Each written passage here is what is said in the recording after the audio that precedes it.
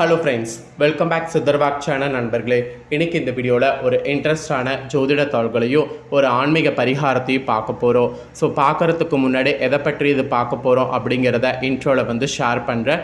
எதை பற்றி இது பார்க்க போகிறோம் அப்படிங்கிறத ஃபஸ்ட்டு இன்ட்ரோவில் தெரிஞ்சுக்குங்க. ஒரு மாதம்னு எடுத்துக்கிட்டால் அந்த மாதத்தில் நிறைய முக்கியமான தினங்கள் இருக்கும். அதில் ரொம்ப முக்கியமான தினம்னா இரு நாளை சொல்லலாம். ஒன்று பௌர்ணமி, இன்னொன்று அமாவாசை. இந்த பௌர்ணமி அமாவாசை வரக்கூடிய நாட்கள் மட்டும் சாதாரண நாட்கள் கிடையாது, மிக மிக சிறப்பான நாட்கள். அதுலேயும் ஒவ்வொரு தமிழ் மாதத்தில் வரக்கூடிய பௌர்ணமியும் அமாவாசையும் ஒவ்வொரு சிறப்பை கொண்டு இருக்கு. அதற்கேற்ப நாம் நடந்து பயன்பெறும்போது கண்டிப்பாக நம்ம வாழ்க்கையில் நிறைய பலன்களை பெறலாம். அமாவாசை பௌர்ணமிலாம் இது சாதாரண நாள் கிடையாது. அதை நாம் புரிஞ்சு, அதை நாம் தெரிஞ்சு, அதற்கேற்ப நாம் செயல்படணும். அந்த வகையில் அமாவாசை பௌர்ணமியுடைய சிறப்பாக அப்பப்போ வரக்கூடிய அமாவாசை பௌர்ணமியில் கிரகங்களால் என்ன நடக்கும் அப்படிங்கிறதையும் ஷேர் பண்ணிட்டு வரேன். அதில் இன்றைக்கி இந்த வீடியோவில் ரிஷப ராசிக்காரங்களுக்கான பலன்களை ஷேர் பண்ண போகிறேன். ஸோ என்ன மாதிரி ஒரு சூழ்நிலையில் கிரகங்கள் இருக்குது, அதற்கு நீங்கள் எப்படி இருக்கணும் அப்படிங்கிறத சொல்ல போகிறேன். அதுக்கெல்லாம் முன்னாடி என்ன வரப்போகுது அப்படின்னு பார்த்தீங்கன்னா, அமாவாசை தான் வரப்போகுது. சமீபத்தில் தான் சித்திரை மாதத்துடைய பௌர்ணமி வந்தது. சித்திரை மாதத்துடைய அமாவாசை பௌர்ணமி ரெண்டுமே வந்துருச்சு. இப்போ அடுத்ததாக தமிழ் மாதத்தில் 2வது மாதமானது வைகாசி மாதம். ஸோ வைகாசி மாதத்தில் தான் பௌர்ணமி அமாவாசை வர இருக்குது. அதில் வைகாசி பிறந்த உடனே ஸ்டார்டிங்லே அமாவாசையானது வரப்போகுது. ஆமாங்க, மே மாதம் 16ஆம் தேதி கரெக்டாக சனிக்கிழமை வைகாசி பிறந்த 2ஆம் நாள் அமாவாசையானது வருது. வரக்கூடிய அமாவாசை சனிக்கிழமை வரக்கூடிய அமாவாசை.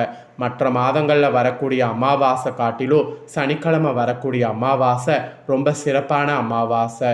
இந்த அமாவாசை சனி அமாவாசை என்ற பெயரோடு அழைக்கப்படுது. சனி அமாவாசை அன்னைக்கு என்ன பரிகாரம் செய்தால் நல்லதுங்கிறத இந்த வீடியோவில் ரிஷப ராசிக்கு சொல்ல போகிறேன். அதோடு இந்த அமாவாசையில் கிரகங்கள் சிறப்பான முறையில் அமைகிறதுனால உங்கள் ராசிக்கு சிறப்பான பலன்கள் என்ன கிடைக்குங்கிறத சொல்ல போகிறேன். ஸோ ரிஷப ராசிக்காரங்க இந்த ஒரு வீடியோவை ஸ்கிப் பண்ணாமல் பாருங்கள். அப்போ தான் உங்கள் ராசிக்கு நான் என்ன சொல்ல வரேன் அப்படிங்கிற தாள்களை நீங்கள் தெரிஞ்சுக்க முடியும். தெரிஞ்சு அதற்கேற்ப நடந்து பயனும் அடைய முடியும். ஸோ முதல்ல உங்களுக்கு பலன்களை சொல்கிறேன்.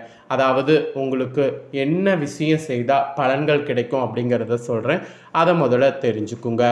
ஸோ சந்திரன் விண்ணில் இருக்கக்கூடிய 27 நட்சத்திரங்களை கடந்து பௌர்ணமி அமாவாசை என்கின்ற 2 திதிகளை சேர்த்து ஒரு மாதம் என கணக்கிடப்படுது.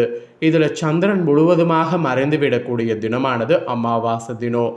பல ஆன்மீக செயல்கள் செய்வதற்கு ஏற்ற தினமாக இந்த தினம் இருக்கிறது.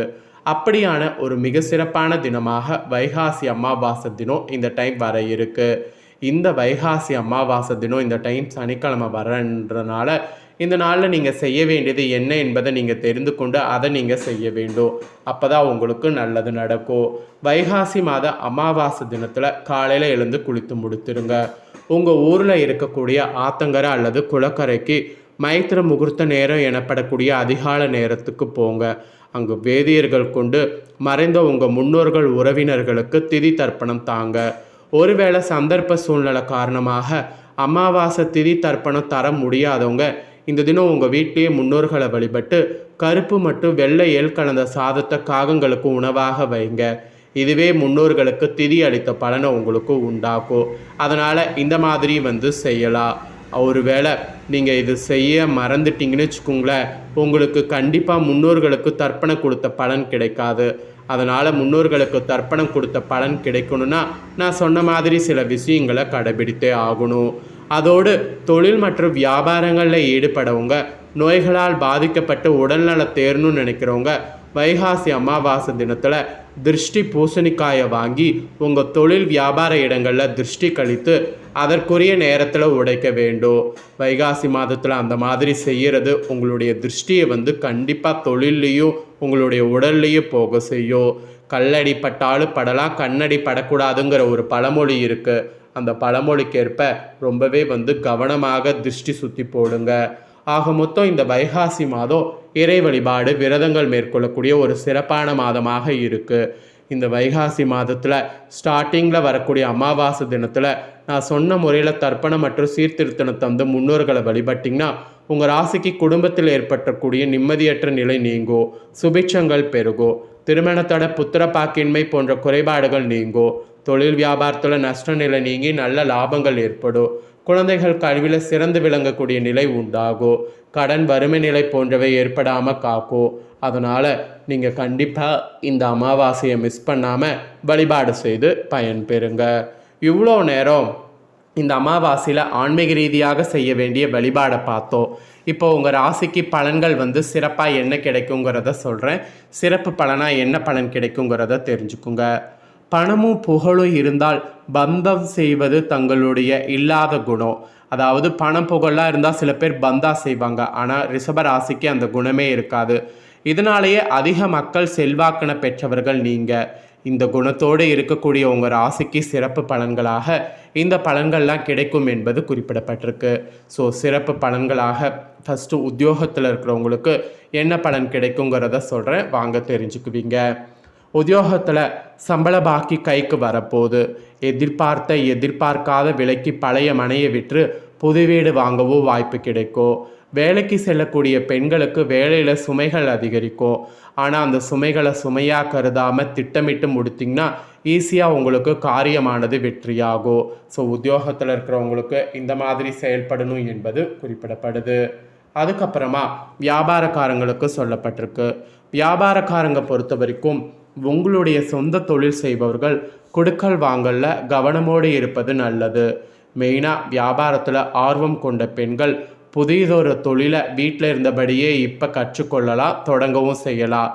அப்படி வியாபாரக்காரங்க இப்போ நீங்கள் தொழில் தொடங்குனீங்கன்னா உங்களுக்கான தொழில் வளர்ச்சி கண்டிப்பாக மேன்மையாகும். ஸோ தொழில் பொறுத்த வரைக்கும் இந்த மாதிரி செயல்படணும். உத்தியோகம் பொறுத்த வரைக்கும் நான் சொன்ன மாதிரி செயல்படணும். இதெல்லாம் தொடர்ந்து குடும்பத்தை நிர்வகிக்கக்கூடிய தலைவன் தலைவிகளுக்கு சொல்லப்பட்டிருக்கு. குடும்பத்தை நிர்வகிக்கக்கூடிய தலைவன் தலைவிகள் உங்கள் ராசிக்காரங்க யாராக இருந்தாலும் பணப்புழக்கமானது இந்த டைம் அதிகரிக்கும். வங்கியில் கூட ஒரு தொகையை டெபாசிட் செய்வீங்க. மாமியார் மருமகள் உறவு சுமூகமாக செல்லும். இதுவே உங்களுக்கு ஒரு பெரிய ஸ்ட்ரெஸ் ரிலீஃபாக இந்த அமாவாசைக்கு பிறகு நாட்கள் இருக்க போதுங்க. அதுக்கப்புறமா கலைஞர்களுக்கு சொல்லப்பட்டிருக்கு. கலைஞர்கள் உங்கள் படம் பல கோடியை தாண்டக்கூடிய அளவிற்கு அதிக லாபத்தை பெறுவீங்க. அது மட்டும் இல்லாமல் மாணவர்கள் நீங்கள் வெளிநாடு செல்லக்கூடிய வாய்ப்பு வரும். பிரபலங்கள் உங்களுக்கு உதவி செய்வாங்க. இடுப்பு கை கால்களில் வலி நீங்கும். அதனால் கொஞ்சம் கவனமாக இருக்க வேண்டும். ஆக மொத்தம் உங்கள் ராசியில் பிறந்தவர்களுக்கு இந்த அமாவாசையிலிருந்து சிறப்பு பலன்களாக இந்த பலன்கள் தாங்க கிடைக்கும் என்பது குறிப்பிடப்பட்டிருக்கு. குறிப்பிடப்பட்டதை தெளிவாக உங்களுக்கு ஷேர் பண்ணியிருக்கேன். ஷேர் பண்ணதை தெரிஞ்சிருப்பீங்க. தெரிஞ்சதுக்கேற்ப நடந்து பயன்பெறுங்க. இதை நீங்கள் பார்த்தது போல் உங்கள் ஃப்ரெண்ட்ஸ் ஃபேமிலியில் இருக்கிறவங்களும் பார்க்கணுன்னு நினச்சிங்கன்னா வீடியோ லைக் பண்ணி உங்கள் ஃப்ரெண்ட்ஸ் ஃபேமிலிக்கு ஷேர் பண்ணுங்கள். அவங்களும் உங்களை போல் ரிஷப ராசிக்காரங்களாக இருந்தாங்கன்னா கண்டிப்பாக இதை தெரிஞ்சு இதற்கேற்ப நடந்து பலன் பெறட்டும். இதே போல் புதிய தோள்களை தெரிந்து கொள்ள சேனலை சப்ஸ்கிரைப் பண்ணுங்கள், கூட பெல் பண்ண ப்ரெஸ் பண்ணுங்கள். அப்போ தான் நான் போகிற மற்ற அப்டேட்டான எல்லா வீடியோஸும் உடனுக்குடனே தெரிந்து பயன்பெற முடியும். ஸோ மறக்காமல் பண்ணுங்கள். வேறொரு வீடியோவில் உங்களை சந்திக்கிறேன்.